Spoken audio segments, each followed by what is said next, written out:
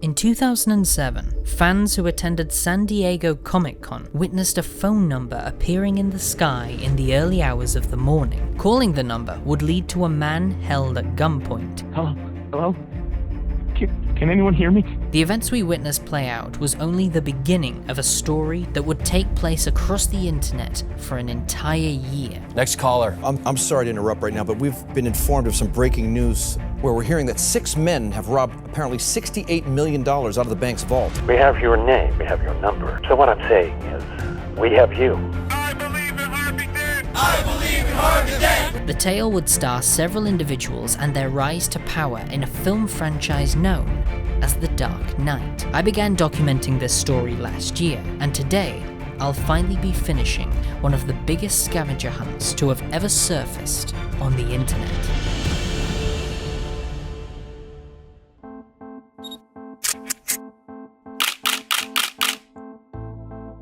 Continuing on from my last video, we now travel to March 7th of 2008. A website called IBelieveInHarveyDent.com became fully operational and updated to an official campaign page for the candidate known as Harvey Dent. People who submitted their email or phone to the website a few days prior finally received a response from Harvey Dent, asking to help spread the word that he is now running for District Attorney. Hello, I'm Harvey Dent, Assistant District Attorney of Gotham City. I'm calling to ask for your support. We all know what's wrong with Gotham. Crime is out of control. And instead of protecting our streets, too many cops have become criminals themselves. This is why my mission has been to stamp out police corruption. And this is why I'm considering a run for District Attorney. But I can't do it alone.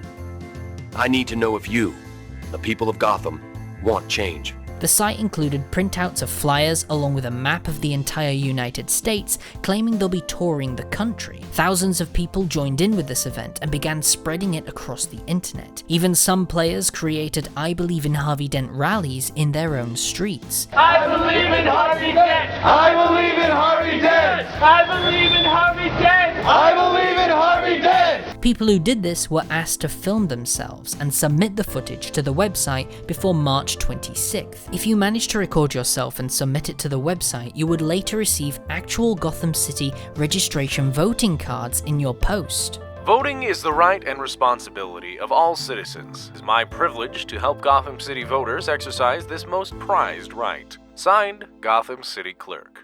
This name right here led to a website called GothamCityClerk.com that was currently down for maintenance, but it redirected us to 2 more websites for Harvey Dent's rival candidates, Dana Worthington and Roger Garcetti. Each website included updates giving us information on who Roger and Dana were and how they connect to the Dark Knight universe. Roger Garcetti is the current District Attorney of Gotham and is trying to retain his role and stay in charge. Harvey Dent believes police officers within Gotham are corrupt and have been paid off by mob bosses and criminals, which he has proven several times through his website wearetheanswers.com, where people can give anonymous tips to help catch these corrupt police officers. However, he only gets this information from anonymous tips, so this leaves the door wide open to potential false allegations against police officers. And that's where Roger Garcetti steps in. He believes the men in blue are not the problem, and we need to protect them from false allegations that can come from people like Harvey Dent.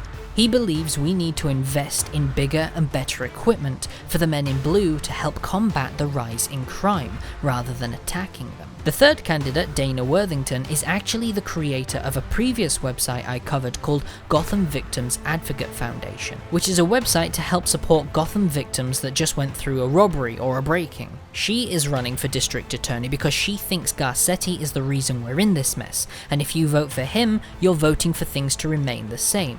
She also believes Harvey Dent only cares about power, whereas she cares about the victims, and believes they should be provided with enough resources to help them get back on their feet after damages that occur from things such as break-ins. There was also a website called Gotham Election Board, which is where people with registration cards would be able to vote on June 9th in 2008, but in the meantime, it just contained the words, "coming soon."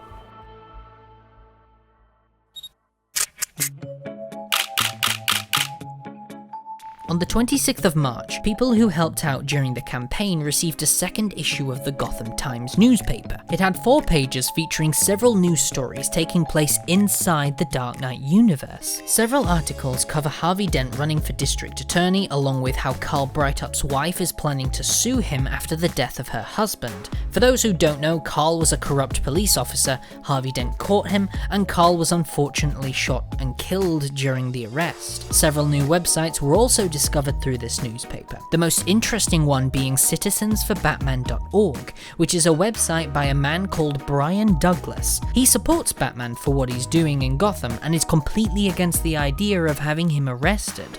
So, he's made a support group online where he meets up with other Batman supporters at Rossi's restaurant, which, not surprisingly, has its own website. We also have MaidenAvenueReport.com, which is a blog from a 15-year-old kid called Zeke Darwinter, delivering news about Gotham City from his own perspective. Harvey Dent and Roger Garcetti have claimed on the newspaper and their campaign websites that this kid's blog is incredibly well researched and deserves to be followed by the citizens of Gotham if they want the truth. There's also an official Gotham News website called Gotham Cable News, where we find actual video interviews between Harvey Dent, Roger Garcetti, Dana Worthington, and a few others. Mr. Garcetti, why do you think the Batman should be brought to justice? A man who takes the law into his own hands, even in the name of justice, is by definition breaking the law. No, I don't agree, Mike. I am opposed to the idea of sanctioning the existence of a vigilante, but in desperate times,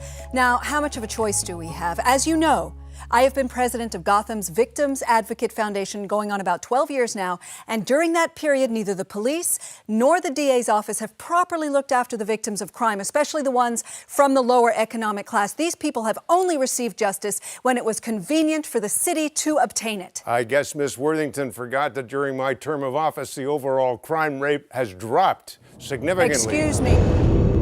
Looking through this paper, there was one article that stood out to me compared to the rest. It was called Mystery Deepens as Family Found Dead at Carnival. The wife and children of Jake Kernizan were found dead at Gotham Carnival Land near Gotham Pier yesterday. Kernizan's wife was found bound and gagged, hanged from one of the internal gears of the Ferris wheel. Mechanics discovered the body when they were making routine fixes. The bodies of Jenna, 12, and James, 10, were discovered inside 2 bumper cars. Kernizan went missing more than a month ago, and at the time, Gotham police suggested he may have run off with the mistress.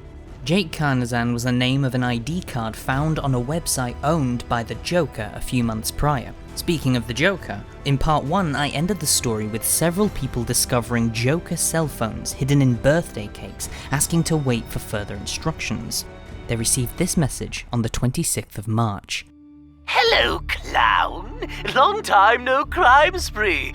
Well, put on your floppy shoes and answer this question. Are you ready to get to work? Replying with yes, followed with a phone call from someone giving you a letter from the alphabet, and then asking you to share that letter with your accomplices online. A text message was also sent out with the remaining 6 letters.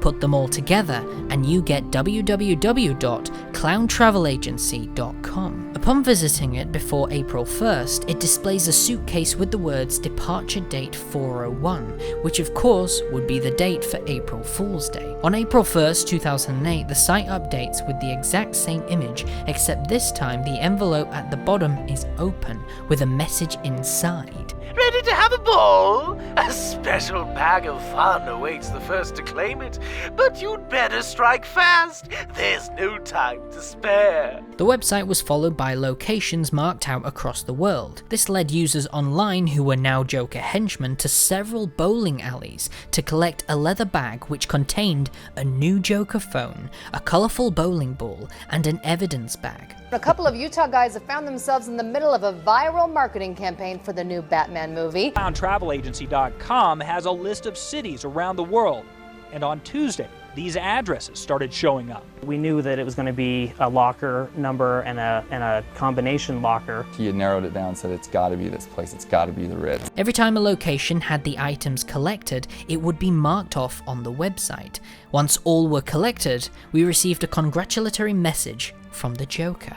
Good job, clowns. You've proven your kingpin material. So I've got a little job that's right up your alley. Head over to Acme Security Systems, Dallas, and see if you can disable a certain alarm system for me. The password is Needle. When visiting the site, the screens behind the bar appear to be from Arkham Asylum, Gotham City Bank, and the police station. Once all details were filled out, you'd then receive an automated phone call asking for a password. The password is Needle, but after giving it, we're confronted by Jim Gordon. Hello, this is the Acme Security Systems voice print identification system. Welcome. Please say your password clearly. Needle. This is Jim Gordon, Major Crimes, Gotham Police Department. Not the voice you were expecting. We have your name, we have your number, we have your computer's IP address. So what I'm saying is, we have you. Consider yourself the Gotham Police Department's newest recruit. You see, this works one of two ways. Either you're going to jail for conspiracy in a criminal enterprise, or you'll work for me. We'll be in touch. Oh, have a great day.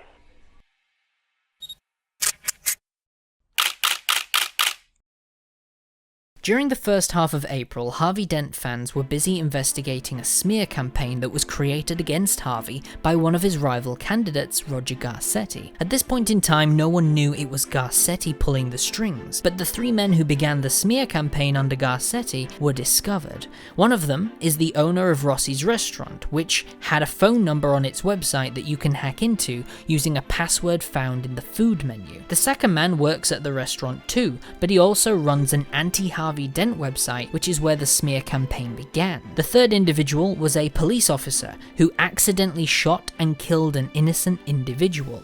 He asked the two men, who clearly have ties with shady people in Gotham, to cover up the incident. However, this meant the officer now owed a debt to the two gentlemen. They asked him to step forward and create a false allegation against Harvey Dent and smear his name. But after a few promises being broken by the two criminals found through email archives from an investigator known as Glenn Barheit, who I mentioned in part 1, the police officer came forward and turned himself in and told everyone exactly what was happening. While internet fans of Harvey Dent were busy clearing his name from the false allegations, Jim Gordon sent out a message to the Joker henchmen, telling them that they're now undercover agents and he needs their help in tracking down several corrupt police officers trying to flee the city. Gotham Police Major Crimes Unit, in cooperation with the GPD, Internal Affairs Division, needs you to help track down numerous offenders that are fugitives from justice. Interestingly, we've tracked all of these individuals to the same last known location, Gotham Intercontinental Hotel, but we don't know where they've gone from there. Each internet user that received this message were asked to call the phone number on the Gotham Hotel website and convince the concierge to ship a special package to their own address. Within this package, it would contain a police officer's driving license and their location. Each user needed to visit this website and enter the name of their police officer and the location given in the package. Once all police officers and their locations were handed in by the undercover Joker henchmen, the website was updated with all corrupt police officers and a detailed description on how they were apprehended. Something suspicious arose though. Even though this was Jim Gordon running the mission, a Joker card was found placed in the bottom of the package with the police IDs. The Joker henchman later received an email from Human Resources, which is the email that belongs to the Joker. I wouldn't worry about Gordon. It's all part of the plan.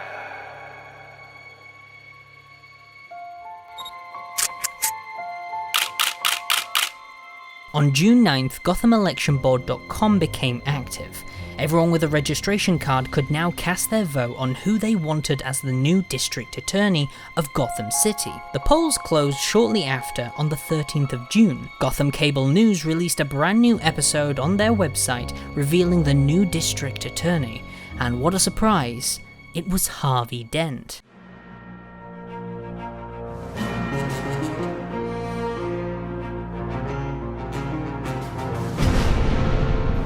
Gothamites came out in full force today, overrunning polling stations across the city, waiting up to 3 hours in some precincts to cast their votes. Tomorrow's headlines will be about Harvey Dent, who posted a resounding landslide victory in the most talked about race in the election, the race for district attorney.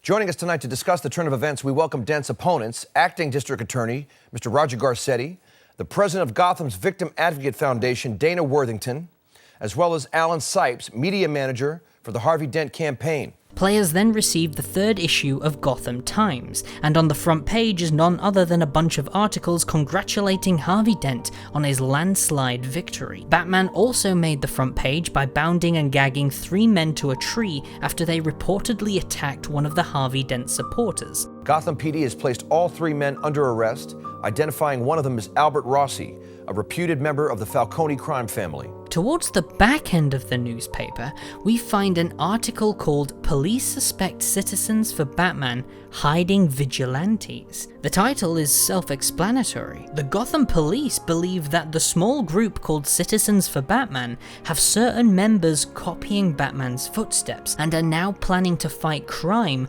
alongside Batman. Brian Douglas, the founder of the group, denies these claims and says this is only people supporting Batman, not joining in. But Douglas dismissed the police suspicions. Any vigilante on the street who isn't Batman is not connected to our little group, Douglas said. But if City Hall really wants this kind of activity to stop, then they should start doing their jobs and keep our streets safe. Following these claims, the Joker henchmen received word from their phones that free pizzas are available to collect from certain stores on the 16th of June. 245 pizzas were given out across the states, and while most of the pizzas were on their own, some were given Batman masks along with a letter from the Citizens for Batman website. The authorities are after us, so we had to be a little secretive about our hideout. Here's a little something to point you in the right direction. Multiple pizza boxes had different codes inside them. When placing all codes together, it created a folder location on Citizens for Batman, which sent us to a hidden forum with members of the page wanting to become vigilantes just like Batman. It appears the rumors are true, although Brian Douglas, the founder, doesn't seem to be a part of it, or at least, not yet. Towards the end of June, we discover that Brian Douglas is actually an office clerk at the Gotham Police Department and wants to become a trustworthy officer, but he keeps getting pushed around. We find this message in Glenn Barheight's emails. I can't believe it. Did you see the memo from the recruiting office? They canceled the exam. They said no additional officers will be hired in the foreseeable future. I can't believe this. It's almost like they're doing it to me directly. Ever feel that way? Like life is pointing its finger at you and going, "Hey you, you're a loser and always will be, you stupid loser." I can see that finger pointing at me now. It's all I can do not to crumple up in the bathroom and cry. I can't be a file clerk forever. This was my last shot. The wife said it was now or never, so I guess it's never. The email claims it's from someone called A to Z, but it's been widely speculated by fans that this person is in fact Brian Douglas. Shortly after this message was sent, the secret forum on Citizens for Batman updated with a new post welcoming their founder to the group, Brian Douglas. He's sick of being pushed around and has decided to take the law into his own hands. On the Gotham Cable news page, users could send in their own stories or videos about their sightings of Batman. Everything you sent would usually be placed on the website a few days later, but if you sent in a video claiming to be a member of the Citizens for Batman, you would receive a strange message from a woman working at Gotham Cable News called Elizabeth. It appears Elizabeth is a member of the Citizens for Batman, and people who sent in these specific videos would later receive packages in the post from CFB, and their video would be posted on YouTube under the channel name Brydog72, which is a channel that still exists with the videos still up. The packages people received will contain promotional gear along with a CFB shirt. It would also contain a letter from Brian Douglas. It's time to go public, to really defend Batman. We have to show the world how big our movement is, so check out the goodies inside and show your pride for CFB. And get ready for a major show of force on July 8th. Visiting the CFB website, we find it's been updated to a countdown. This would lead to a small scavenger hunt that would take place in New York City and Chicago on the 8th of July. When the hunt was over, a bat symbol was placed onto the Woolworth Building in New York City and the Willis Tower in Chicago. Holy shit! It's the red signal!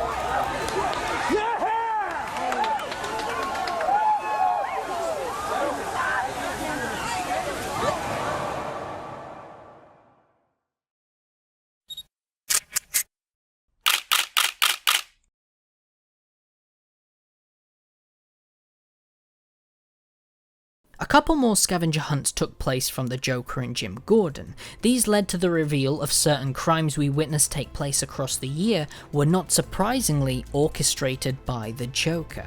Through the final mission set by Jim Gordon, we also find out that Roger Garcetti was behind the smear campaigns against Harvey Dent. We also discover that Glenn Barheit was unfortunately shot and killed after a fight broke out between drug dealers and a group of CFB vigilantes. Having had a close relationship with Glenn Barheit, Brian Douglas posts a farewell to his friend on the CFB page. I don't really know how to say this.